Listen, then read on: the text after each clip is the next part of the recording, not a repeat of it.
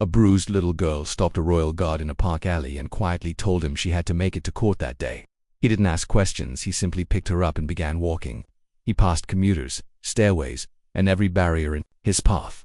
When they arrived at the courtroom and the judge asked who had brought the girl, it didn't matter nearly as much as what she said on the stand. Within 7 minutes, the judge ordered officers to be detained. Bailiffs locked the doors, and half the courtroom stood frozen, unsure of what had just been revealed. Before we show you what happened, be sure to hit that subscribe button and let us know where you're watching from. Now let's begin. The morning shift at Horse Guards had been routine, 4 hours of standing completely still while tourists snapped photos and traffic hummed by on Whitehall. Lance Corporal Rhys Everly had done this rotation hundreds of times over his 6 years with the household division, long enough to read the rhythm of London mornings like a familiar tune. Commuters rushed by with coffee and newspapers, dodging puddles from last night's rain. Tour groups clustered near the gates, guides launching into their familiar scripts about tradition and ceremony. The mounted guards moved with steady clip, their horses' breath visible in the cool morning air. But something about this Tuesday felt off, though Rhys couldn't quite say why as he made his way through the back streets toward Westminster after his shift. Maybe it was how the October rain had stopped abruptly at dawn, leaving the streets shining beneath streetlights that hadn't yet turned off. Maybe it was the strange hush in the city, as if London itself were holding its breath before something big, or maybe it was just the jittery energy that came from standing completely still for 4 hours, his body craving motion and purpose beyond ceremony. Rhys had learned to trust those instincts, especially during his time in Afghanistan. He could sense the subtle shifts in atmosphere that usually signaled a change, rarely for the better. His regiment mates used to joke that he had a sixth sense for trouble, but it wasn't magic, it was awareness, attention to the small things most people overlooked at 28. Rhys carried the kind of presence that made civilians unconsciously square their shoulders when he walked by. 6 feet of disciplined strength, clad in the iconic red tunic and bearskin hat of the Queen's Guard. But behind the polished brass buttons and flawless white gloves were instincts and reflexes sharpened by 2 combat tours before he switched to ceremonial duty. He noticed things, heard things, felt things others didn't. That's why he stopped when he heard it, a soft whimper, just barely audible over the city's noise. The soft hum of morning traffic echoed from the narrow alley behind the Ministry of Justice. There, the industrial waste bins cast long shadows between the loading docks. Rhys stopped, tilted his head, and listened. He heard it again, definitely human, definitely young, and definitely trying not to be noticed.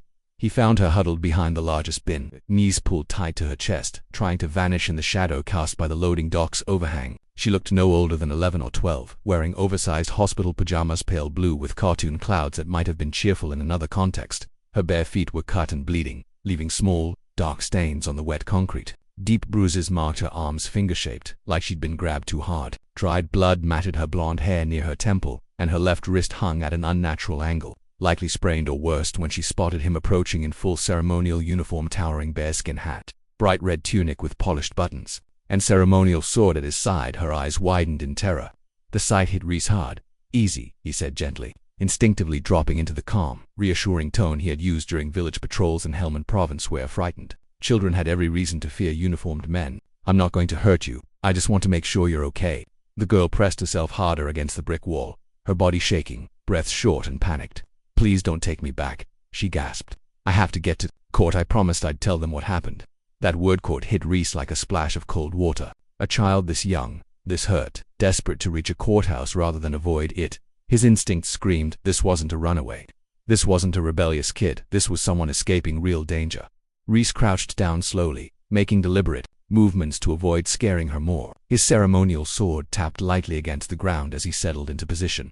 "What's your name, love?" he asked softly. "Elsa," she whispered, then immediately looked regretful, scanning the area like someone might have heard her. Rhys crouched beside her. "I'm a soldier, not the police," he said gently. "Why do you need to get to court?" Her lip quivered as she looked up at him, eyes scanning the bright red tunic, shiny brass buttons, and the ceremonial sword at his side. "Are you one of the Queen's Guards, the ones who protect important people?" "Sometimes," Rhys replied cautiously. Watching her body language ease slightly in response to his calm voice, her expression shifted. Fear remained, but a flicker of hope sparked behind it, like a candle struggling to stay lit in the wind. "And maybe you could protect me too, just until I get to the courthouse. I'm supposed to testify today, but they tried to stop me this morning. They came to our flat before dawn and told my mom that if I went to court, bad things would happen to both of us." A cold knot tightened in Rhys's stomach. He'd seen this kind of fear before on deployment. It was a fear of people being threatened by those who should be protecting them. "Who came to your flat, Elsa?" "The police," she said. The words hit him like a punch to the chest. Detective Superintendent Yates. He's come to see me 3 times. The first time, he was nice, said he just wanted to hear my side of the story. But when I told him what I saw," she paused, her small frame trembling as she wrapped her arms around herself. "He got angry," he said. "Little girls who make up stories about important men end up in places where no one ever finds them." Reese's jaw tensed. In Afghanistan, they had a name for it, green on blue, when the people you were supposed to trust turned on you. But this was something worse. This was a child being terrorized by the very system meant to protect her. "What did you see, Elsa?" he asked, keeping his voice steady. She stayed silent for a long time. Just when he thought she might not answer, she finally spoke, her voice barely more than a whisper. "There's a man, Mr. Nolan. He's on the city council. He visits Whitmore House, that's where I live. It's a care home," she added, noting Reese's puzzled look, "for kids whose parents can't take care of them anymore." She paused and swallowed hard. "But he doesn't just come during the day for official visits, he comes at night too. And he takes girls down to the basement. My friend Saro, when she came back up, she couldn't stop crying. She wouldn't tell anyone what happened, but I know it was bad." Reese's instincts fled. The same ones that had kept his unit safe in hostile territory were now focused entirely on this child. She was a witness, one being silenced through intimidation by the very people sworn to uphold the law. She needed protection, and she needed it now. "The courthouse isn't far from here," Reese said, making a decision that would change everything. "Can you walk?" Reese asked. Elsa tried to stand but immediately winced, putting no weight on her left ankle. "I think I twisted it when I jumped out the window," she murmured, without a second thought.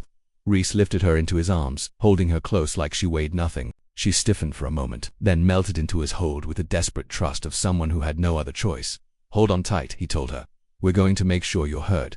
The walk to Westminster Magistrates Court should have taken about 15 minutes, weaving through the maze of government buildings and tourist sites that filled central London. But word spread fast when a Queen's Guard, still in full ceremonial uniform, was seen carrying an injured child down the street. Reese could feel the stares, curious, confused, and concerned as they passed commuters on their way to work, tourists outside Westminster Abbey, and the photographers always on the lookout for a compelling image. A man in a sharp suit paused mid-phone call to watch.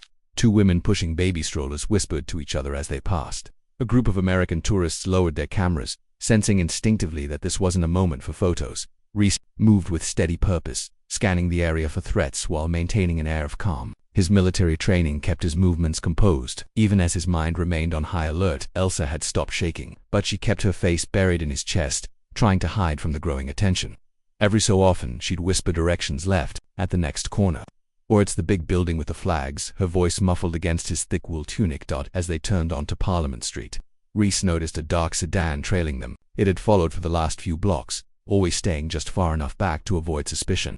The driver wore sunglasses, despite the gray skies, and the passenger was glued to his phone. Reese slowed his pace deliberately. The sedan slowed, too. "Elsa," he asked quietly, "are those men still looking for you?" She lifted her head just enough to peek over his shoulder, then quickly ducked again. "I think so. Detective Yates said he had people watching all the places I might go." That was enough. Reese made a decision that broke every protocol he'd ever been taught about boundaries, about civilian affairs, about staying in his lane. But the so-called authorities were exactly the problem. "Hold on tight," he told Elsa, once more. Then turned sharply down a narrow side street tucked between 2 government buildings. The sedan tried to follow, but the alley was barely wide enough for pedestrians. Reese heard car doors slam behind them. The men were on foot now, but by that point, he was already stepping out onto Victoria Street, just 2 blocks from their destination, just 2 blocks from the courthouse entrance. Reese ignored everything around him, focused solely on getting Elsa inside safely, but the security at the door was already stepping in his way. "Hold up there," said the senior guard, planting himself directly in Reese's path. "You can't just walk into a courthouse carrying someone."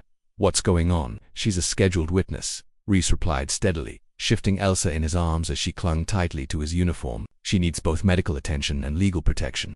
The guard didn't look convinced. "What's her name?" "Elsa Jensen," the girl answered softly, before Reese could say a word.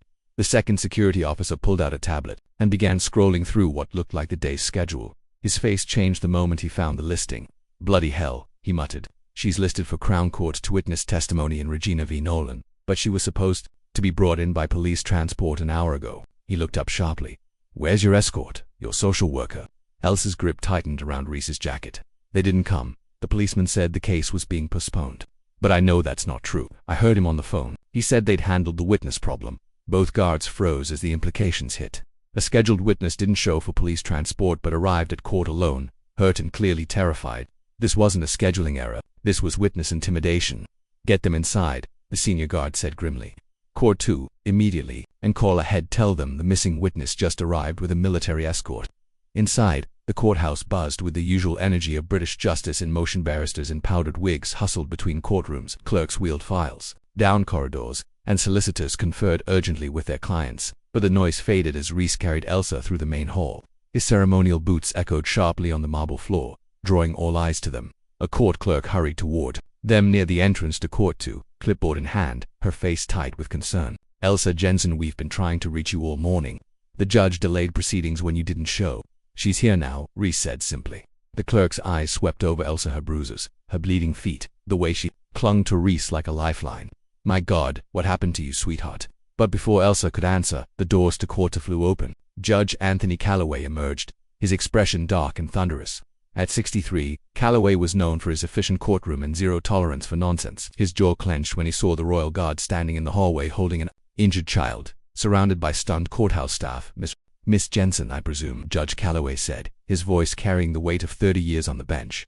Elsa nodded, suddenly shy in the face of such authority. And you are, he asked, turning to Reese. Lance Corporal Reese Evely, Household Division. I found her hiding behind the ministry building. She asked for help getting to court, Reese replied. Judge Calloway examined both of them carefully, his gaze lingering on the dried blood, the bruises, and every visible sign that the witness protection process had failed catastrophically. Court clerk, he said, without looking away from Elsa, cancel all other proceedings in Court 2 for the rest of the day. Clear the gallery, only essential personnel remain, and bring in the court security officer immediately. Then he looked back at Reese. Corporal, you're not officially cleared to be present during these proceedings, but under emergency witness protection protocols, I'm authorizing your presence until we understand what exactly went wrong here. Reese gave a firm, disciplined nod. Yes, sir. And get this child medical attention now. Over the next half hour, Court 2 transformed from a typical courtroom into something resembling a military command center. Medical personnel arrived and treated Elsa's injuries as she gave an initial statement to the judge in chambers. Security brought in backup and began sweeping the building for any unauthorized individuals who might be observing the case. Most critically, Judge Calloway contacted the Royal Military Police, requesting their immediate assistance in what was now suspected to be a case involving corruption within civilian law enforcement. When the official hearing finally resumed, the courtroom was charged with tension. Elsa sat in the witness box, wearing a child-sized court robe over her hospital pajamas. Her ankle was wrapped in medical tape, and she clutched a stuffed elephant from Victim Services in her lap. Despite everything, her posture was upright, her chin lifted with quiet determination. Reese stood at the rear of the courtroom, straight-backed in full ceremonial uniform. His red tunic, bearskin hat, and sword gave him the air of a sentinel from another era, living reminder that vows of protection didn't expire with time. At the defense table sat City Councilor Marcus Nolan, flanked by two sharply dressed solicitors in custom suits, and a third man in a wrinkled jacket who kept nervously checking his phone. Nolan himself looked calm, even smug, the practiced arrogance of a politician who had spent years mastering the performance of control. No matter how much chaos swirled around him, his cufflinks and luxury watch sparkled under the courtroom, light symbols of power that, for once, seemed to carry more weight than truth. The courtroom gallery was nearly empty, just a court reporter, two victim advocates, and a few legal observers who had caught wind that something major was unfolding in Judge Calloway's courtroom, though the judge had sealed the proceedings until further notice. Rumors were already spreading throughout London's legal circles. A corruption case of serious magnitude was breaking. Judge Calloway leaned forward, his voice soft but firm with the weight of 30 years on the bench. Miss Jensen, I want you to know you're safe here. No one can harm you in this courtroom. I need you to tell us, in your own words, what you witnessed that brought us here today. Elsa took a shaky breath, her eyes drifting to Reese at the back of the room. He gave her a slight nod, the kind of quiet encouragement one might offer a young soldier heading into their first mission. I was staying at Whitmore House, she began, her voice clearer than expected. It's a care home for kids whose parents can't take care of them anymore. My mum's in the hospital, she has cancer, so I've been there for about 6 months. She paused to steady herself. Mr. Nolan comes sometimes for official visits, to check how the children are being treated. When he comes during the day, the staff makes sure everything looks perfectly in rooms. Good food. All of us dressed nice, ready to say how happy we are. A murmur rippled through the sparse gallery. Even the court reporter looked up from her keyboard. But he also comes at night, Elsa continued, her voice gaining strength. Usually on Fridays, after Mrs. Brennan, the woman who runs the home, has sent the day staff away. When he comes at night, he takes some of the older girls down to the basement. One of Nolan's lawyers immediately objected, but Judge Calloway cut him off with a glare that could have frozen steel. Let her finish, he said, his voice ice cold. Elsa clutched her stuffed elephant more tightly. I followed them one night. It was about 3 weeks ago. My friend Sarah went down with him. When she came back up, she was crying. She wouldn't talk to anyone for days. She used to be really funny and talk all the time, but after that night, it was like someone switched her off. The courtroom fell completely silent. Even the hum of the ventilation seemed to fade. I hid behind the old boiler. Elsa whispered, though in the stillness, her voice carried clearly. I watched through a crack in the door.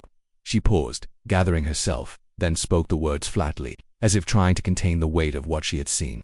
He hurt her. He hurt her really badly. And when it was over, he gave money to Mrs. Brennan, a whole envelope full of cash. She counted it. Right there while Sarah was still crying, Elsa said quietly, "And when you tried to report what you saw?" Judge Calloway prompted. "I told my social worker, Miss Peters. She said she'd look into it. But then Detective Superintendent Yates came to talk to me. He said important men like Mr. Nolan don't do things like that. And if I kept lying, I'd be moved to a worse place where no one would ever want to adopt me." Elsa reached into the pocket of her hospital pajamas and pulled out a small digital recorder, the kind kids often use for school projects. "But I wasn't lying," she said. "I recorded him saying it."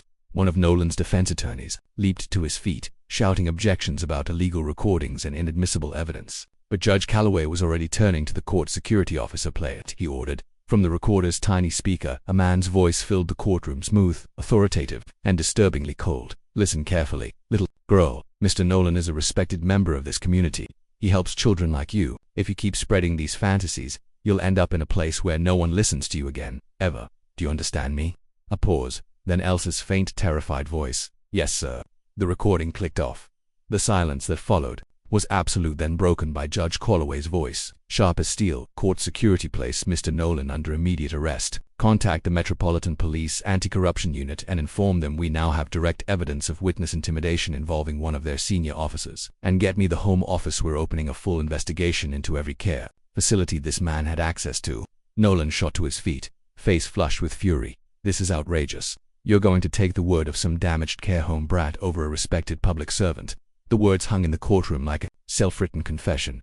Judge Calloway rose slowly, his robes rustling in the stillness. When he spoke, it was with the solemn gravity of centuries of British law behind him. "Mr. Nolan, you've just proven exactly why this child needed protection from men like you, and why soldiers like Corporal Evely still matter in this world." Then, addressing the court security officers, he said, "Execute those arrest warrants, and someone contact the BBC. This case is going public." As Nolan was led away in handcuffs, his high-priced lawyers stumbling after him, Elsa turned to Reese. Tears streamed down her face, not from fear this time, but from overwhelming relief. The relief coursing through Elsa seemed to shake her entire small frame. Reese gave her a subtle nod, the same kind of acknowledgement he might offer a fellow soldier who had shown courage under fire, because that's exactly what she had done. By the time the proceedings ended, the courthouse steps were packed with members of the press. News of a corruption scandal involving a city councillor, a senior police detective, and several care homes had spread like wildfire through London's media circuit. Camera crews scrambled for position, and reporters shouted questions at anyone walking out of the building. But when the doors finally opened to reveal a royal guard in full ceremonial dress walking beside a small girl wrapped in his military cape, the crowd fell silent. There was something about the image, something solemn and powerful, that cut through the noise. It demanded respect rather than spectacle. The contrast between Reese's imposing, uniformed presence and Elsa's small, fragile form said everything. He positioned himself between her and the swarm of cameras, shielding her without needing to speak. Despite everything they had endured, both carried themselves with quiet dignity. A social worker from the Emergency Protection Unit walked on Elsa's other side, but it was clear to everyone watching that the little girl's trust rested entirely with the soldier who had carried her out of the shadows. At the bottom of the courthouse steps, a government car waited to transport Elsa to a secure placement facilities, somewhere she could begin to heal while investigators pursued justice. Just before getting in, Elsa paused and turned to Reese. "Will I see you again?" she asked, her voice barely above the sound of traffic. Reese crouched to her level one last time, his ceremonial sword softly clinking against the pavement. "You don't need me anymore, love. You found your voice today and used it. That's the bravest thing a soldier can do."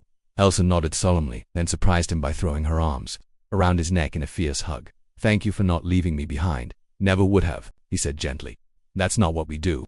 As the car pulled away, carrying Elsa toward the next chapter of her life, Reese remained standing on the courthouse steps. A few reporters tried to approach him, but his posture made it clear he wasn't there to talk. He had done his part.